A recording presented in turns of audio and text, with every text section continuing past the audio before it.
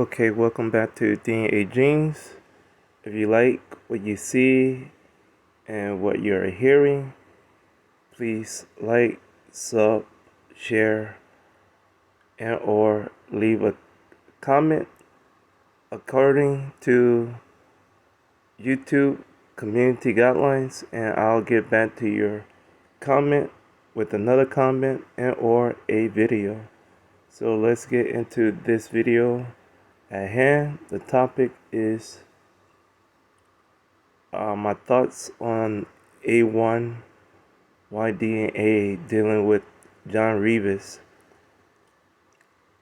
So as you can see at the top of this report, this is like a compilation of various shocking or surprising DNA results, and one of them is dealing with this A1 YDNA result in a Englishman. So as you can see in this top report, African DNA found in Yorkshireman. In 2007, the Daily Mail ran a report on John Revis, and this guy is a pale complected or pale complexion European guy with blonde hair, blue eyes. He thought he had Viking ancestry due to his outlook or outward appearances, and he had his DNA tested, and he found out that he has a so-called hermetic haplogroup. So for people that don't know, basically, I do DNA information dealing with haplogroups. All these haplogroups are tied to ethnic groups and other people groupings. So I've got into the concept of matching or linking these haplogroups to the table of nations that are dealing with nations of people and progenitors from the Bible. So this is where all this information and this channel is dealing with these groupings of people, who and where they are from, and so on. So we are in this setup of a lot of people getting DNA tests done, but they get the wrong test or they don't know how to read the test. So that's how, or that's where I come into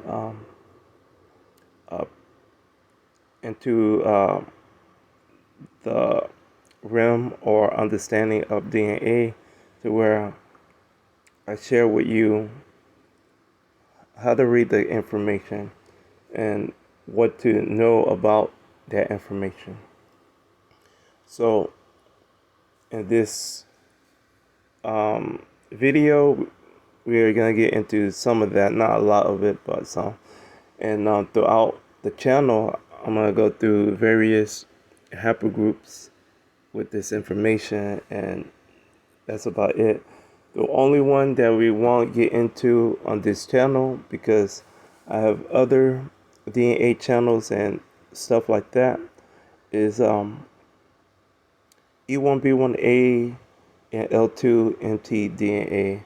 So those are the Israelite DNA groups, and on my channels, I'm gonna get into more DNA information with that stuff, and with Operation Gadite, I will get into more of the mtDNA information. So we'll do E1B1A stuff along with all the other mtDNA information, you know. So um, I'm looking forward to getting back to that channel and doing the information with that stuff, because it's needed, and I get to, share the Table of Nations dealing with the women's side, and the information dealing with the L2 stuff and so on. So I know everybody been waiting for that information, and hopefully I can get it out in due time. So back to this video. Um, I say A and B. A and B is dealing with Hermetic haplogroups, and A and B is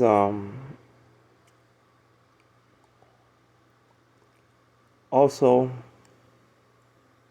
these groupings of people that were nomadic people, um, and like a lot of nomadic people, they originate in one area of the world and they travel and then settle in another region before relocating again. So this is the understanding of these haplogroups. Just because you're in a present day or modern day setting of a region that you've been in for hundreds of years, don't mean you originate from that region. Because guess what? The diets, the diseases, a lot of stuff that are in that region that are, native and available to you in a region wasn't always there, to begin with. So a lot of the proteins in your system will not match with your diet of today, obviously. That's why you have these different 23andMe and other surveys dealing with diseases, allergies, and other, mutations in people DNA or in proteins of people cycles. So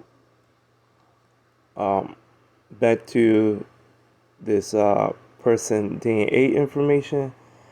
So A1 is very rare and highly specific to West Africa. John Revis shared this genetic match with 7 other Englishmen. So he had 7 other Englishmen. He had a trace his direct paternal line back to the 1700s.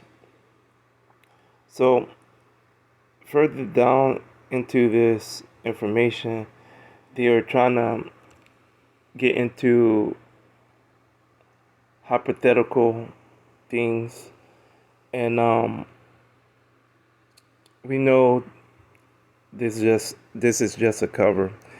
They don't want to disclose to you that there was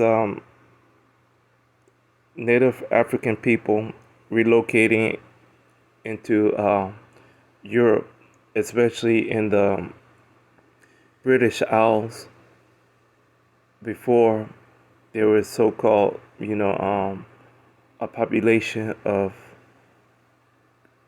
pale complexion white people or European people.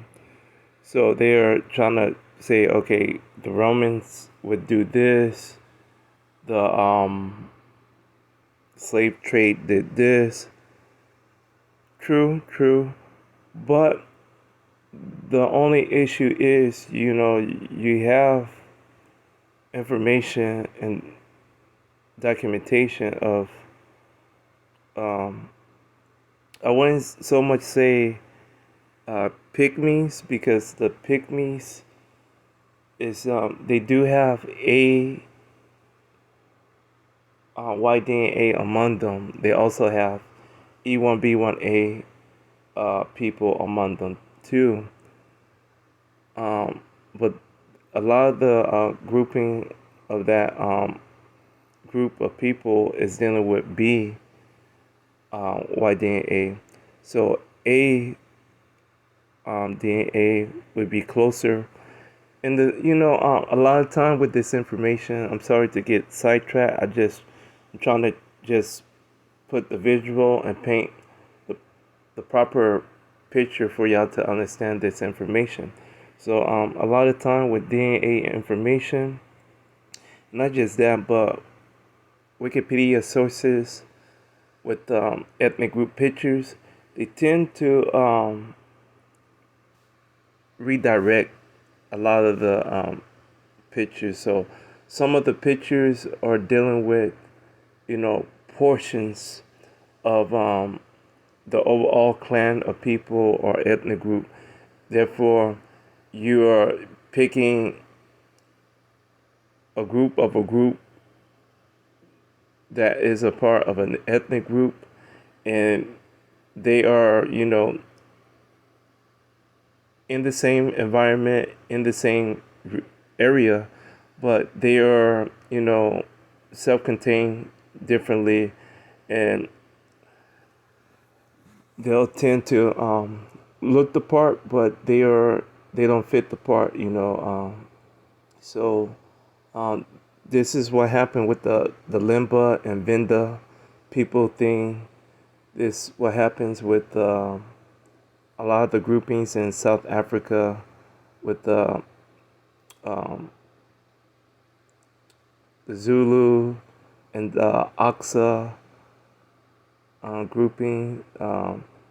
You have the colored and so on. So and you got the other groupings of dark complexion people, and all of these people are not the same people. They are dark complexion people, but they are not, you know, uh, Zulu or Aksa. They are part of the grouping or nearby, but yeah, they are not the authentic original people. And what's common when you get into this information of DNA, some of the groups that are the minority slowly over time become the majority, and they are looking totally different from the original grouping that once was the majority but now is the minority of the group. So you have that to add to the overall understanding of what you're looking for and looking into. So most likely it was a closely group of people that was similar in build and maybe a little bit taller, but not that much taller than the pygmy people that were a part of relocating to those islands, dealing with Wales, Scotland, Ireland, and the Great Britain. So I would say the Nama group of people would be that group rather than pygmies. There could have been a percentage of pygmies and Nama, but with the DNA information, you do have pygmy people with A1, so it's not that far off that you had like a bigger percentage way back then, 2,000 years ago. But at this moment in time, according to the information, is just a smaller percentage dealing with pygmy population. So the Nama would be the closest and uh, ideal group to say, okay, these are the people that most likely with the A1 or the A haplogroup Y-DNA information that, relocated into various parts of North Africa and then relocated into um, the British Isles. And of course, this is before slave trade, before the Moors, before what's the other event? The Romans, so this is something that already was a thing. So um, that's my thoughts on that. And not just that, but again, the original European people, the so-called native European people, were and are still dark complexion people. So you still have people that are so-called um, dark complexion European people that are, you know, in Europe and also in other places that everybody would just assume are dealing with African ancestry when that's not the case. The case is, this society, this system of labeling using race and other categories to fit people into for their comfort, not our comfort, but the white supremacy comfort system is doing that for a reason and for a purpose to maintain control and a cap on things that they don't want their children or their history or historical people to know about content of their behavior and creation of a fake setup to say, okay, this group is better than that group, even though all these nations of people are hypocrites and they tend to have all these um,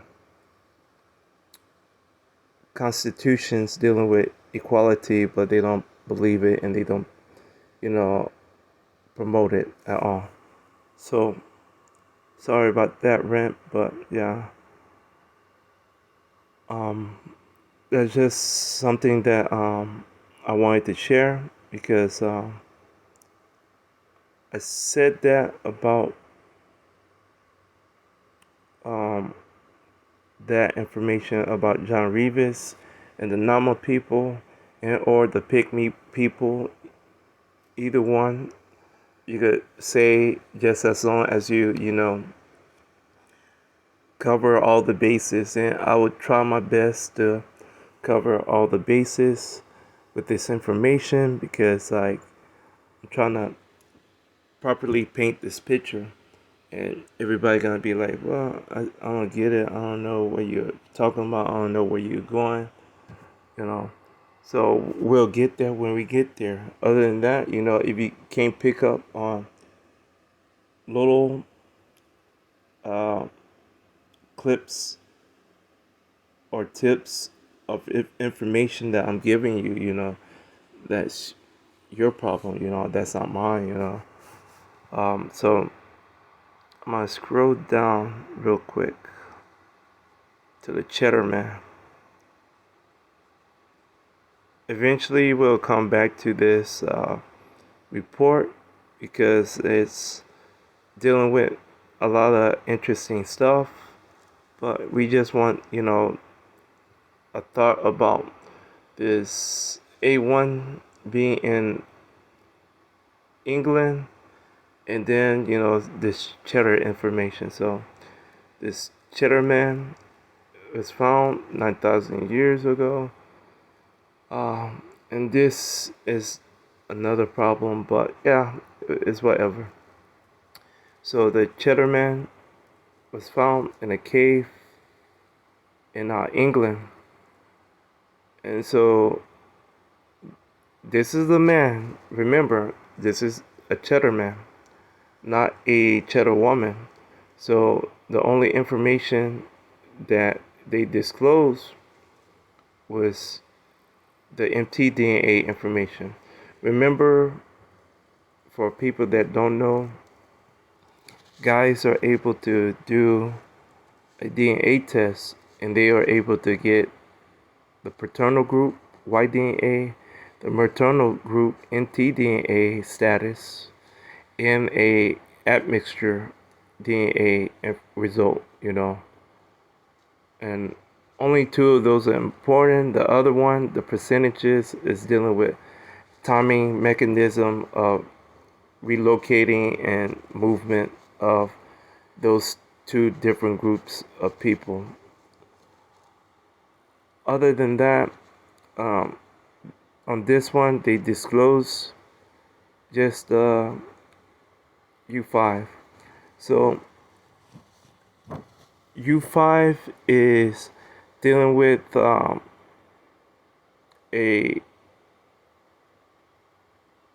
want to say like a Siberian mtDNA group dealing with Central Asia / Eastern Europe setup of women. And this group of women will be consolidated into the whole concept of this HHV grouping of women. So you have like these setups in Y-DNA. You have mostly this is dealing with Japhetic people, and Japhetic people have like these long branches or huge branches of subclades and everything, and they are broken down into all these multiple subclades with defining mutations and everything. And these groups are commonly renamed. And before you get to the renaming process, because most of the time you don't need that many groups, but with this grouping of people, it's so massive because it's dealing with Europe and Asia, to where sometimes it's called for those branches because certain proteins stop at a certain point, and the sequence, breakdown is different. So it's very similar and close in certain aspects, and then there's a stopping point to say, okay, these are related. We can move on to the next sequence and the next group, and so on. So in the Y-DNA, you have a grouping of Japhetic people that are commonly just grouped together and said, these are very closely related groups of people. Even though all of them are closely related, the only thing is, Japhetic people have a obvious mutation within their genes to alternate various complexion types and physical traits given the climate and the environment that they are staying in over years and years.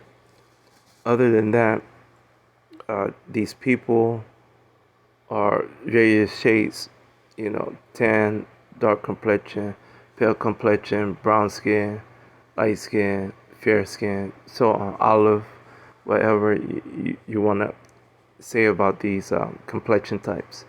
So Japhetic people can easily manipulate their DNA to not manipulate, like they could purposely do this, but based on the diets of different regions, they are subject to these mutations and so on. And obviously, everybody have like signature genes dealing with signature health issues and diseases that comes about with those type of genes. So I just wanted to tell you about that, so we could get into, so um, the U5 also is commonly introduced in America. And the irony is, you have some of this information dealing with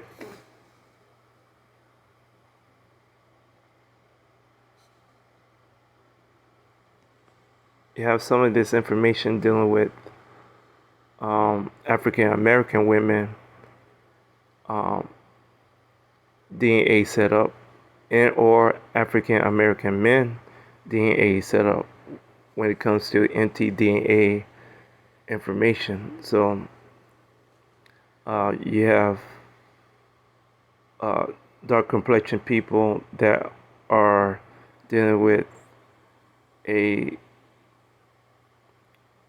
Euro Asian, maternal group of ancestry.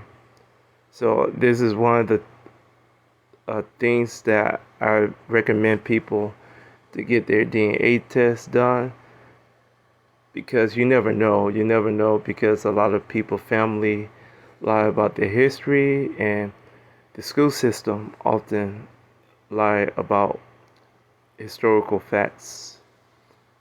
They rewrite write things and promote it in a different light or way. So the cheddar man, his white DNA is not disclosed, even though he's a man. So we have to take that as something to question. And so the cheddar man. So let's go to the cheddar man. So I don't even know if I'm gonna get into the other information, but the cheddar man. So this is the cheddar man. So as you can see, this is a very dark complexion person with a blue to gray to green eye tint. So a lot of the European people that I'm talking about with dark complexion is dealing with a couple groups. You have Chadic region people that are very dark complexion people with woolly hair, and you have their market is R1B or R something, and you have the Oceania people, the K1 and the K2 groups of guys with the curly blonde to red hair, with the blue to green eyes, with the dark complexion skin type. So the Oceania people would be the people that was the original Greek natives. So they relocated. If you think the movement of this medic grouping of people dealing with A and B was a string from moving from one desert setup to another desert setup to Western Africa. Well, the Greek Japhetic people, they relocated all the way out to the Pacific from the Mediterranean Sea area. So when the extremes happen, it's happening due to the whole concept of survival, fight or flight. And a lot of people in groups, obviously not as an individual, they would have to relocate. They would have to go through through these extremes to ensure their generation of a stable environment.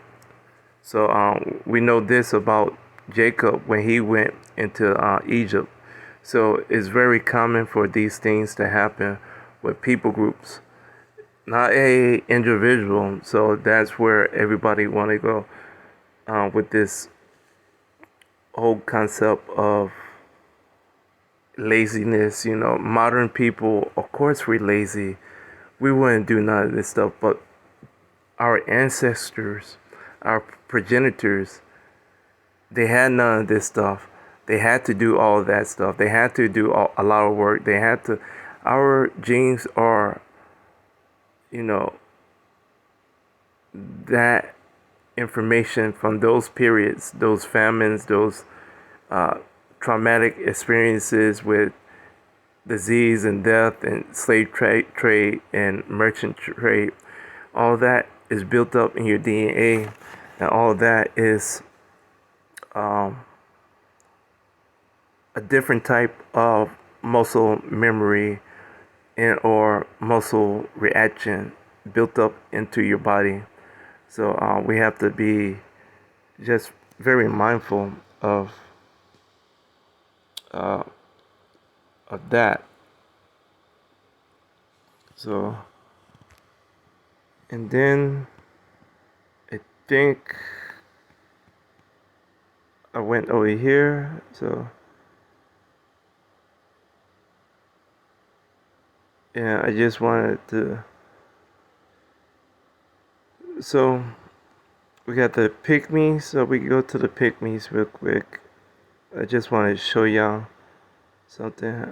I don't know if I'm gonna get into the pictures because sometimes the pictures they have nudity in it, and yeah, I want to be very careful with that stuff. So the pygmies.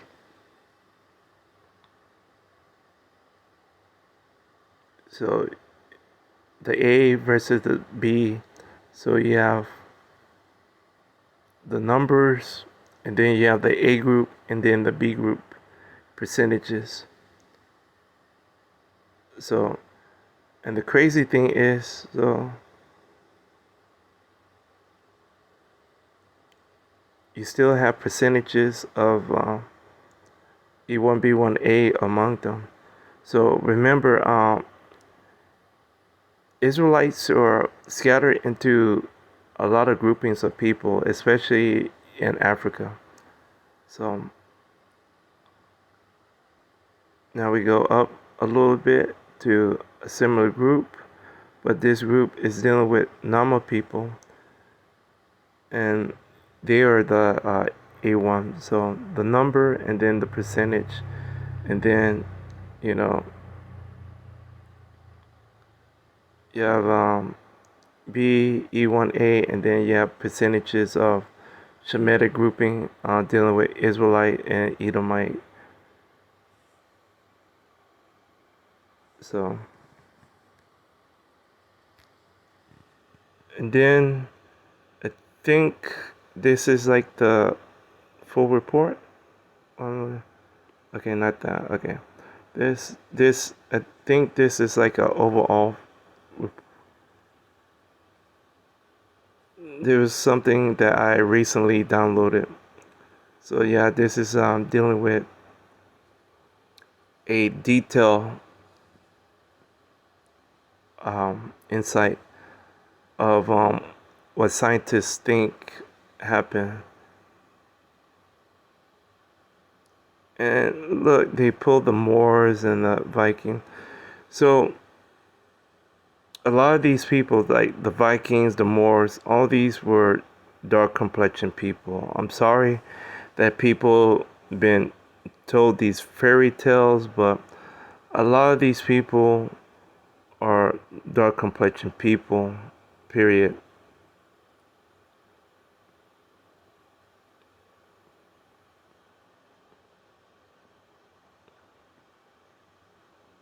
So, but like I said, remember,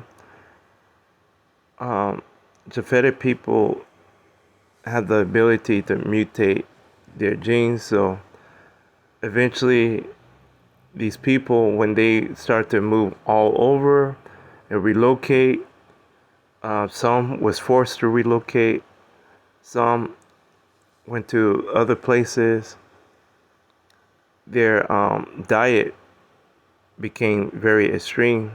So yeah, that what happens.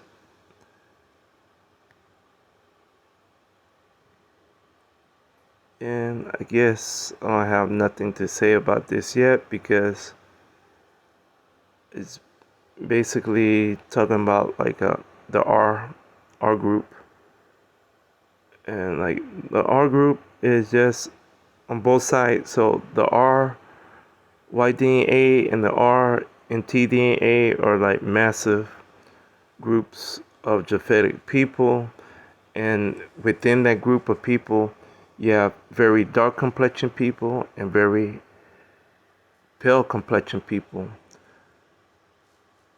And I say this because I'm very sure Japhetic people have this ability to not just create um, alternating groups of different types of skin complexion, but they have the ability to create albinos. So, yeah, I think I don't need this. Yeah, it's dealing with detailed signature markers, and um, it's there. What's this? Yeah, not much. Okay. Well, I guess I'm done. And I know people want to hear my thoughts on the Vikings and stuff, and and not just that, but I think I'm saying this: the Vikings in certain parts of dark complexion Native Americans are dealing with the same grouping of people and ancestors. That's how I feel. I feel like um, Japhetic people are opportunists, and they understand their role and their projection, and they have a ceiling. And I think they know that they have a limit, and at the capacity that they have with the flexibility, they are just, taking whatever they can as far as they can. That whole concept of fake it until you make it. This is that group. And some of y'all are beautiful people, but yeah, it's like I literally label the Japhetic people the imitation grouping of people. Yeah, you're very good at being the imitation of a lot of faces of so-called native groupings of people when they are not.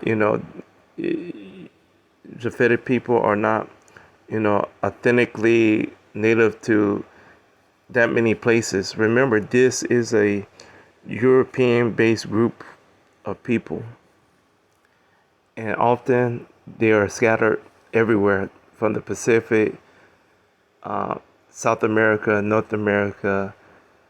Uh, they are in Africa. They're in Europe, all over. So Asia. So they are perfectly adapting to this whole concept of being, the perfect people in the right place, even though they are not the native to those places. And many of us are not the natives to a lot of places. And world events, shape people, period. You have to relocate, that's just the whole thing. And sometimes, if you are in the mindset like me, with my belief, guess what? You meet doom dead on, and that's something, you know, um, I probably would have to face sooner than later, if not later. But, it's just one of those realities that we have to be mindful of with destiny. So, with that being said, I just want to say thank y'all once again for the views. And like I said before, leave a comment according to community guidelines, and we will see where I respond to it, with a comment or a video. Until the next time, that is it. Thank y'all.